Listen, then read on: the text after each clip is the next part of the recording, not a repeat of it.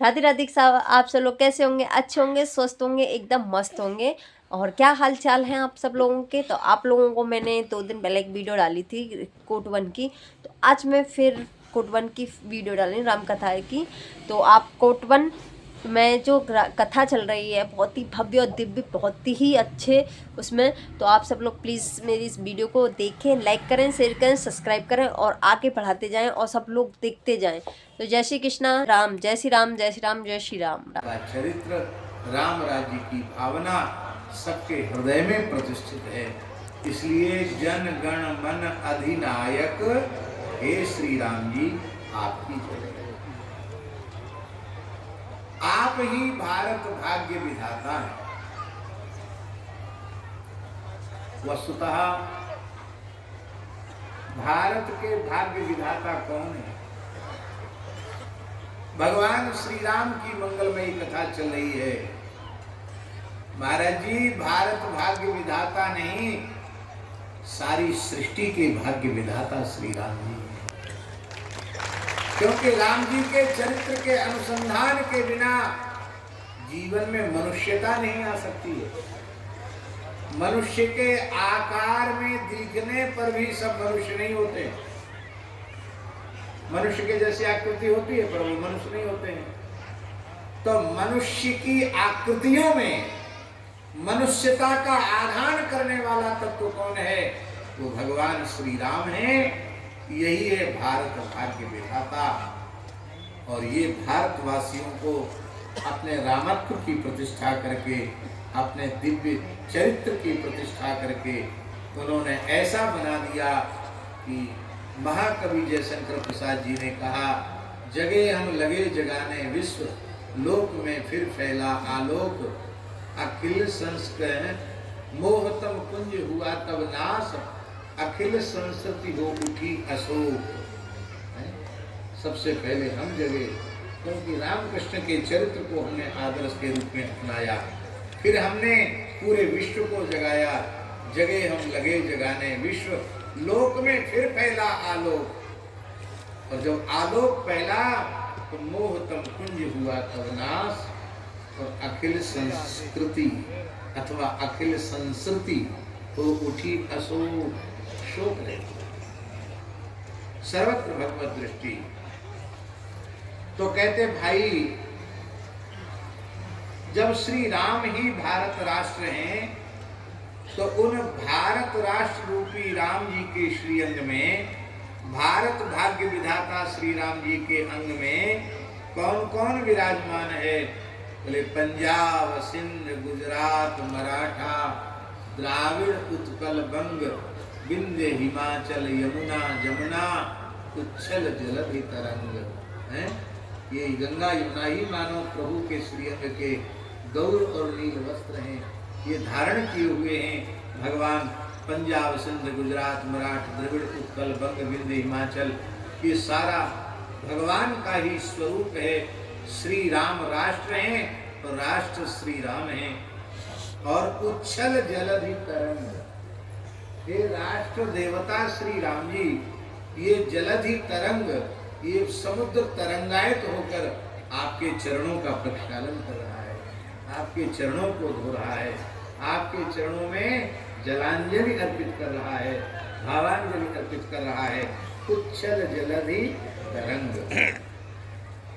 और आगे का वाक्य तो ऐसा है महाराज जी, हम क्या कहें कि उसका अर्थ निकालने में आपको बिल्कुल कठिनाई नहीं होनी चाहिए। तब शुभ नामे जागे, तब शुभ नामे जागे। मान लो इस राष्ट्रगीत को किसी व्यक्ति विशेष के स्वागत का गीत मान लिया जाए, तो बात सच्ची होगी कि झूठी होगी? दुनिया में बड़े से बड़ा राजा महाराजा ही क्यों ना हो, उसका नाम लेके कोई न जगता है न कोई सोता है। ये हमारे देश की परंपरा है। राम राम तेहि सुमिरन कीना, हृदय हरसि कपि सज्जन चीना।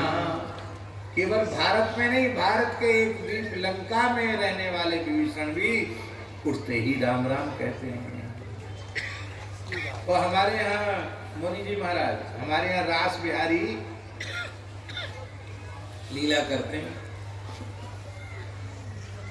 तो आपस में जब सखा मिलते हैं तो क्या बोलते हैं? कन्हैया राम राम, दादा राम राम, मधुमंगल राम राम, मन है तो सुबल राम राम। और एक बात तो हम आपको ऐसी बताएंगे, आपको सब हमारो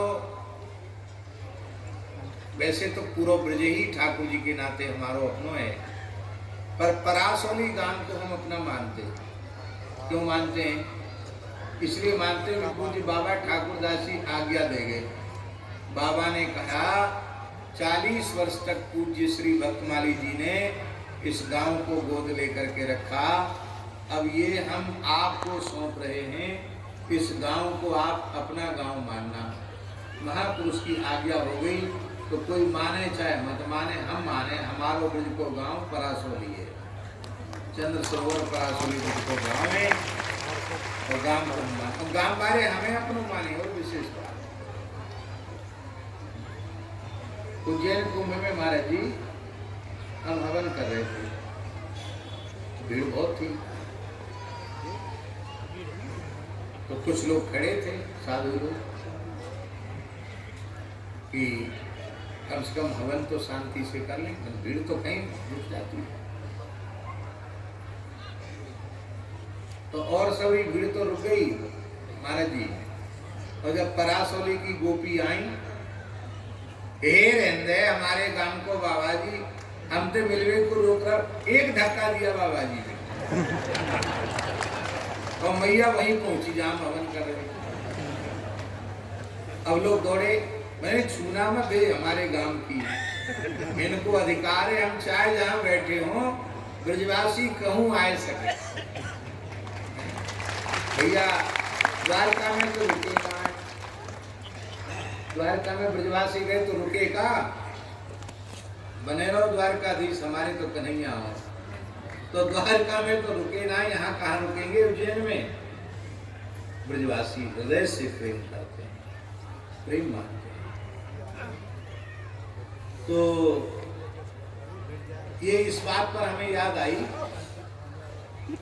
कि हम लोग जब जाते हैं साधु संत महात्मा, तो या तो परासौली में बल्लभ कुल की परंपरा विशेष है, तो कहेंगे बाबा जय श्री कृष्ण, अथवा कहेंगे बाबा राधे श्याम, राधे राधे, ऐसा कहेंगे हम लोगों से।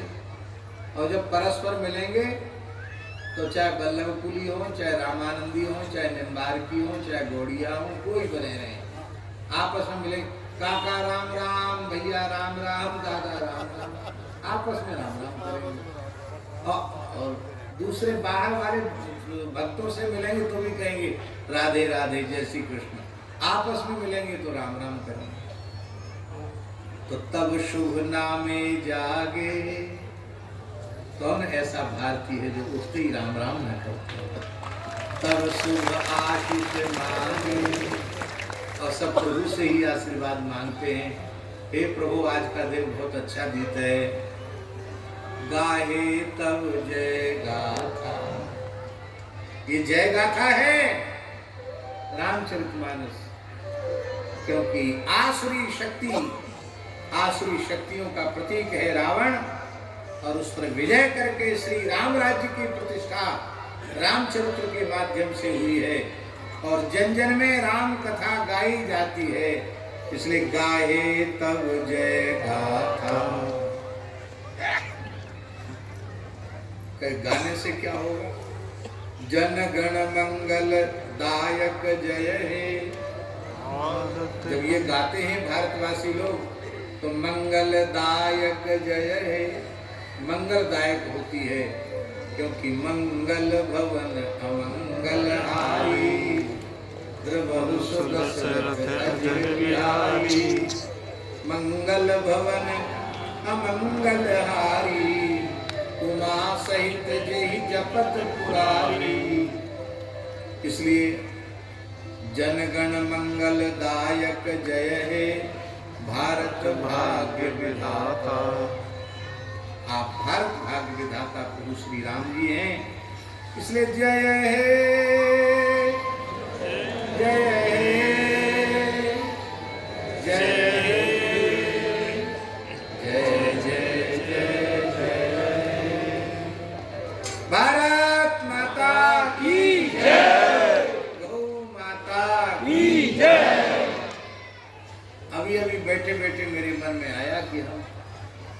आज राम जी का स्तुति परक इसका अर्थ करें तो वही हमारे अपने मन की भावना है।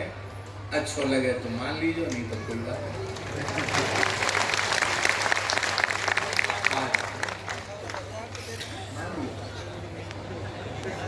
आज हम सब लोग बड़े सौभाग्यशाली हैं। हमारे परम पूज्य श्री जगत गुरु जी